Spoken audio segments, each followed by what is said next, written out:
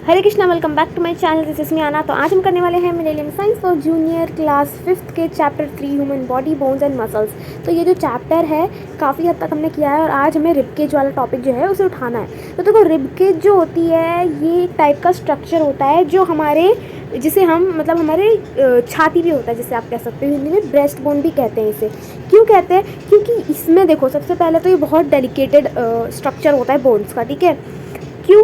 क्योंकि अगर इसी के अंदर आपकी जो हार्ट्स और लंग्स है वो अगर आपके पास नहीं होंगे तो कोई भी लाइफ ही नहीं है, ठीक है। तो इसीलिए ये डेडिकेटेड बोन का स्ट्रक्चर कहा जाता है, क्योंकि ये बहुत टाइप ऑफ कॉम्प्लेक्स और बहुत कॉम्प्लेक्स नहीं कह सकते, बहुत सॉफ्ट होते हैं। ऐसी होती है कि अगर चोट लग गई तो बहुत दर्द होगा और इवन उसका ट्रीटमेंट भी बहुत मुश्किल होता है, ठीक है, और बहुत कॉस्टली होता है। तो देखो, देयर आर 24 रिब्स, मतलब कि एक ये जो रिब है ये 24 होती है, ठीक है, ऐसे लेके। तो ये रिब्स होती है और ये 24 है।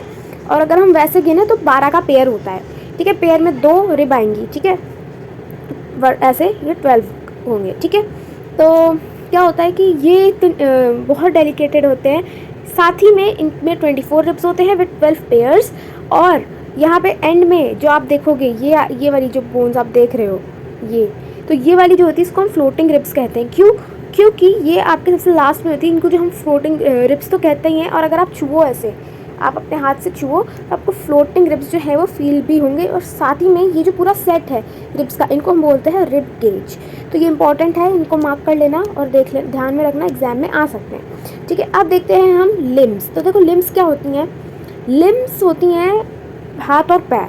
अब देखो, हम लोग पहले के जो चैप्टर्स हैं हमने 4th में भी पढ़ा हुआ है और इवन 5th में भी हम पढ़ रहे हैं कि जो लिम्स होते हैं उनके 2 पेयर होते हैं। जैसे कि 2 पेयर को हम लिम्स कहते हैं। जैसे कि एक जो 4 लिम्स होते हैं उनमें 2 हाथ आते हैं, ठीक है, और एक जो हिंड लिम्स होते हैं उसमें पैर आते हैं। ये सब हम पहले से पढ़ते आ रहे हैं। तो आप लोग मेरी वीडियोस पहले से देखते होंगे तो आपको कॉन्सेप्ट क्लियर होगा।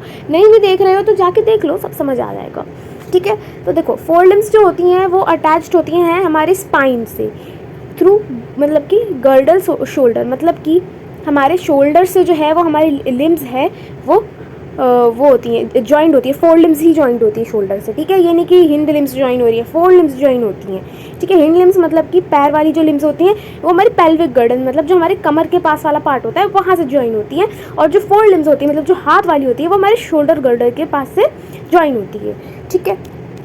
आगे देखते हैं। ये बहुत इंपॉर्टेंट है, ये बहुत बच्चों के एग्जाम में भी आया होगा और आता है, आता रहेगा। जिसमें जो सबसे ज़्यादा हाईएस्ट, मतलब जो सबसे बड़ी बोन होती है हमारी बॉडी में, सबसे लंबी जो बोन होती है वो हमारी बॉडी में होती है, उसको हम बोलते हैं फीमर, ठीक है। वो थाई वाली बोन होती है। और एक स्टिरिप करके जो होती है वो शॉर्टेस्ट होती है, वो कान में होती है, ओके, यहाँ पे होती है। ये देखो, फीमर सबसे बड़ी बोन होती है, ओके। नेक्स्ट हम देखते हैं जॉइंट्स के बारे में पढ़ेंगे। आप लोगों ने अपनी दादी दादा या कोई भी बूढ़े इंसान को, ओल्ड एज जो हो गई, जिनकी एज हो गई है, उनको सुना होगा कि हमारे तो भाई बहुत जॉइंट पेन होता है। और एड में भी देखा होगा, डॉक्टर ऑर्थो में बहुत सारे ब्रांड्स हैं जो ऐड दिखाते हैं कि आपके ऐसे आते हैं ना एड्स की 30 की उम्र के बाद हड्डियाँ कमज़ोर होने लगती है, जोड़ों में दर्द होने लगता है। तो आज हम उन्हीं जोड़ों के बारे में पढ़ने वाले हैं। देखो, जोड़ों मतलब कि जॉइंट्स, 2 बोन्स, जहाँ पे 2 बोन्स मिलती हैं उन्हें हम जॉइंट्स बोलते हैं, ठीक है। और उन्हीं की वजह से हम हिल या चल पाते हैं। आगे देखते हैं। नेक्स्ट पेज पे देखो, जो स्ट्रॉन्गेस्ट हमारा स्ट्रैप होता है या फिर जो इलास्टिक होता है जिससे हमारी जो टिश्यूज़ जॉइन होती है, मतलब कि कह लो, जब देखो सबसे 2 बोन है, ठीक है, उनको भी कोई जोड़ता है तो वो होता है लिगामेंट। अब बहुत जो बच्चे स्पोर्ट्स खेलते होंगे उन्हें पता होगा, अगर हम थोड़ा सा उछल जाएं ज़्यादा या फिर गलत वे में हम भागें या उछलें तो क्या होता है, हमारा जो लिगामेंट है वो हल्का टियर हो जाता है। और अगर लिगामेंट नहीं होगा तो हमारी जो बोन्स होंगी वो इधर से उधर रहेंगी, एक साथ जुड़ी नहीं रहेंगी, ठीक है। और जो to keep the bone from rubbing against each other, joints and elastic tissue cartilage is present, मतलब कि अब बोन्स एक दूसरे में घिसती जाएंगी। देखो, अगर जो बोन्स हैं वो एक दूसरे में घिसती रहेंगी एक साथ।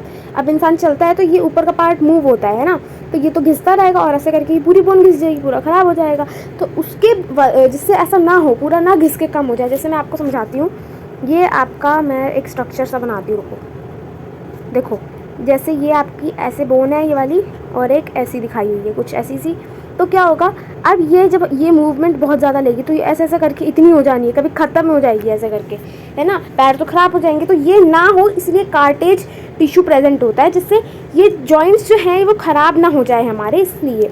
और इसको इम्प्रूव करने के लिए हमारे पास क्या होता है, हमारे पास कैल्शियम होता है। अगर आप कैल्शियम की चीज़ें खाओगे तो आपका बॉडी जो है, आपकी बॉडी के जो जॉइंट्स हैं वो हमेशा अच्छे रहेंगे, ठीक है। अब यहाँ पे हमें टाइप्स ऑफ जॉइंट्स देखने को मिलेंगे। देखो सबसे पहला जो है वो है इमूवेबल जॉइंट, मतलब कि ये जो जॉइंट होते हैं इनको हम फिक्स्ड जॉइंट भी कहते हैं। फिक्स्ड जॉइंट से समझ जाओ ऐसे जॉइंट्स या ऐसी बोन्स जो बहुत टाइटली पैक्ड हैं, वो नहीं हिल सकती इधर से उधर, उनका जो मूवमेंट है वो नहीं होता है।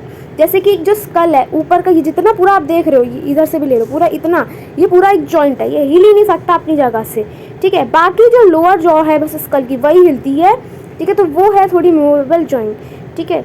अब हमें मूवेबल जॉइंट हम देखते हैं तो वही जॉइंट होती है जो हिल सकती है, ठीक है, बॉडी में, जिनकी वजह से मूवमेंट होता है, वो हमारी होती है मूवेबल जॉइंट। अब हम देख लेते हैं उसके भी टाइप हैं, और कितने टाइप हैं, पूरे उसके 4 टाइप है हमें देखने को मिल रहे हैं। देखो मूवेबल जो जॉइंट होते हैं, ये जो जॉइंट होते हैं ये प्रोवाइड करते हैं फ्री मूवमेंट हमारी बॉडी में, मैंने जैसे बताया इनकी वजह से मूवमेंट होता है। अब इसका पहला जो टाइप है वो है हिंज जॉइंट। देखो हिंज जॉइंट जो होता है वो एक डोर और विंडो की तरह होता है, मतलब कि अगर आप अपनी डोर और विंडो है जो भी आपके पास में अभी, जाओ उसे हिला के देखो, आपको साइड में एक हिंज जैसा कुछ दिखेगा, एक जॉइंट सा दिखेगा, मैं पिक्चर भी लगा दूंगी। तो वो जैसे हिलता है वैसे ही हमारे एल्बो, नीज और टोज हिलते हैं, तो वो एक टाइप का हिंज जॉइंट हो गया, ओके। नेक्स्ट हम देखते हैं बॉल एंड सॉकेट जॉइंट। देखो बॉल एंड सॉकेट जॉइंट जो होता है ये ईजी होता है, मतलब कि एक बॉल सी होगी, इसी के ऊपर एक ऐसे कप सा लगा होगा, बस ये हो गई बॉल एंड सॉकेट जॉइंट का जो बॉल है, ये हिलता है बॉल एंड सॉकेट जॉइंट का। और ये जो होता है शोल्डर्स और हिप्स में पाया जाता है।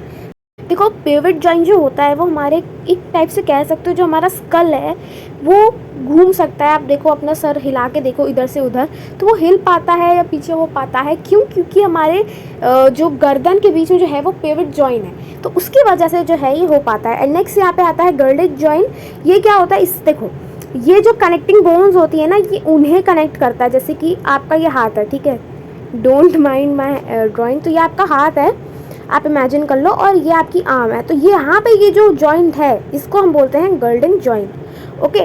तो इससे क्या होता है कि जो कनेक्ट हो रही हैं दो आग के बोन्स, यहाँ पे आपको ये डायग्राम जो है इसको एक बार स्टडी कर लेना, जितने डायग्राम है इन्हें पढ़ के ही एग्जाम में जाना, क्योंकि इनमें से ही चीज़ें आने वाली हैं।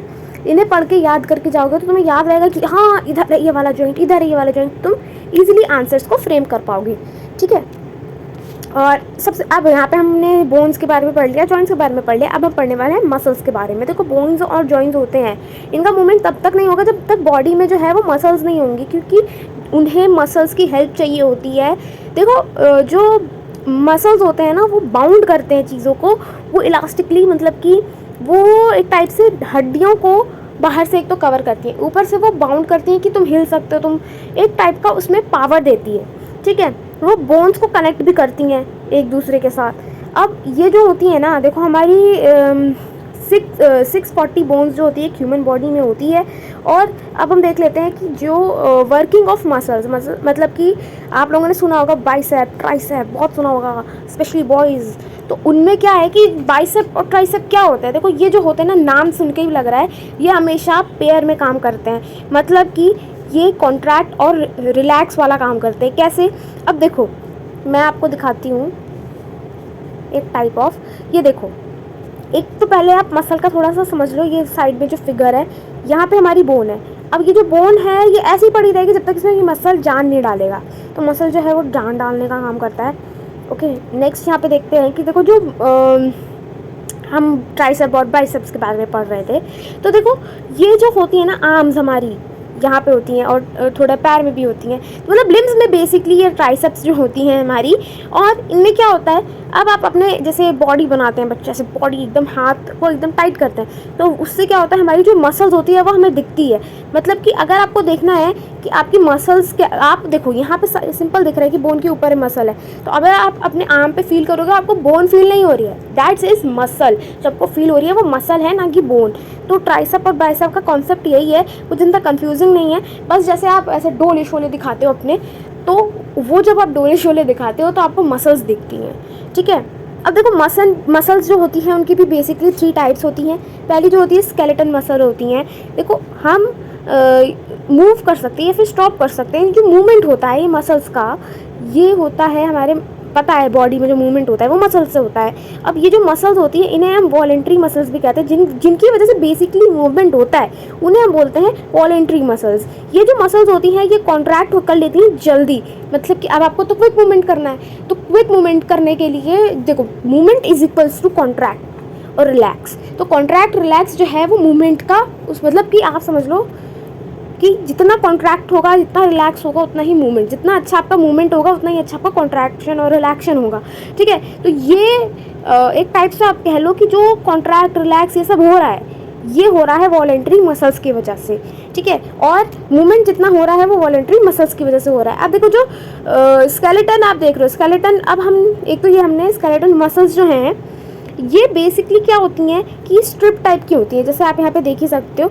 इसका स्ट्रक्चर याद कर लेना, पूछ लेंगे कि ये बस स्केलेटन मसल का नाम नहीं दिया रहेगा, पूछेगा कौन सा मसल है, ये आपको बताना होगा ये स्केलेटन मसल है।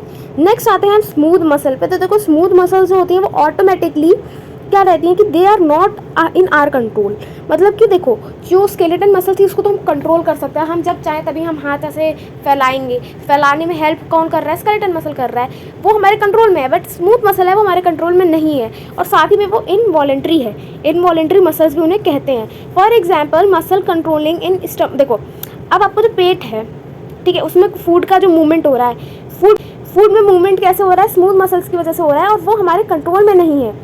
ओके, वो हमारे कंट्रोल में नहीं है। स्मूथ मसल्स थोड़ी ऐसे लीफ जैसी दिखती हैं, ये स्मूथ मसल होती है, ये कार्डिकल मसल्स होती हैं, ये थोड़ी कॉम्प्लेक्स होती हैं।